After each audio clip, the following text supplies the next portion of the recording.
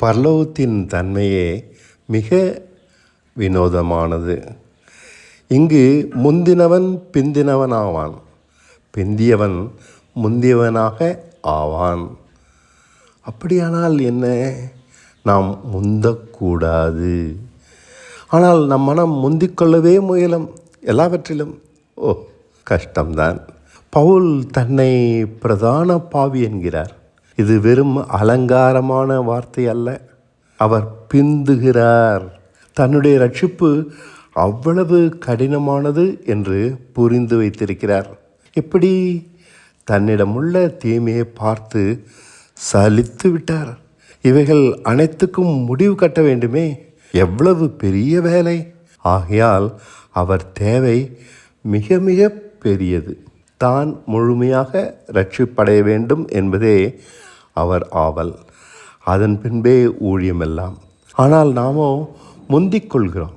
அநேக ஊழிய பாரங்கள் நம்மை பிடித்திழுக்கின்றன. ஜீவித்தை பற்றி நாம் கவலைப்படுவதே இல்லை. நம்மிடமுள்ள தீமையை பற்றி நமக்கு கவலை இல்லை. அது நம் கண்களுக்கு தெரிவதே இல்லை. முழுக்க தீமையற்றவனாக ஆக வேண்டும் என்ற எண்ணமெல்லாம் நமக்கில்லை. பவுலிடம் கேட்டால் அவர் சொல்கிறார், பாவம் பெரிய பாவமாக தெரிய வேண்டுமாம். ரோமர் 7:13. ஒரு ஸ்திரீயை இச்சையோடே பார்த்தால் எரிநரகத்துக்கு பாத்திரவான் என்கிறார்.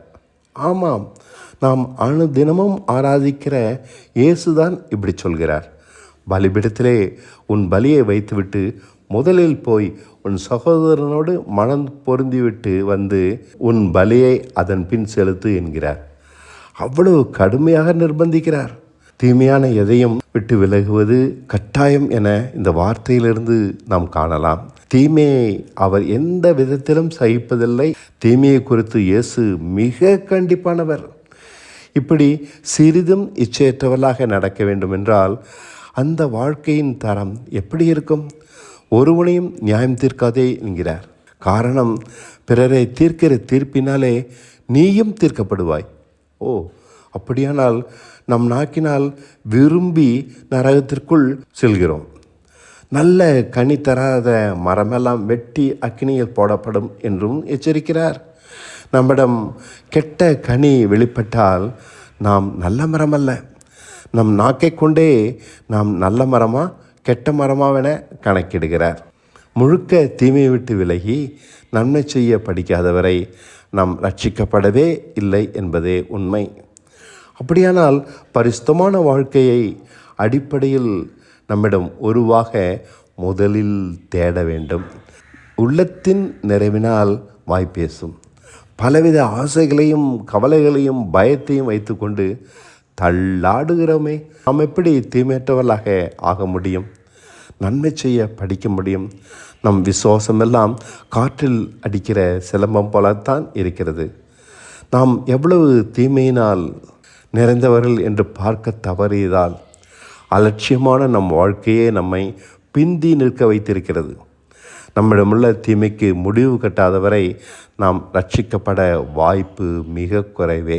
பரிசுத்தம் என்பது உடையில் இல்லை, நடையில் இல்லை. பழுதற்றவர்களாக தீமையான அனைத்தையும் கண்டிப்பாக விட்டு விலகி வாழ்வதால் மட்டுமே அது உண்டாகும். இதில்லாமல் தேவனை நெருங்கக்கூட முடியாது. நம்மிடமுள்ள சகல தீமைக்கும் முடிவு கட்டாதவரை நாம் ரட்சிக்கப்படவே இல்லை என்பதே முடிவான வார்த்தை. ஆகையால் எவையெல்லாம் தீமையென தேடி தேடி கண்டுபிடித்து அவைகளை அழிப்போம்.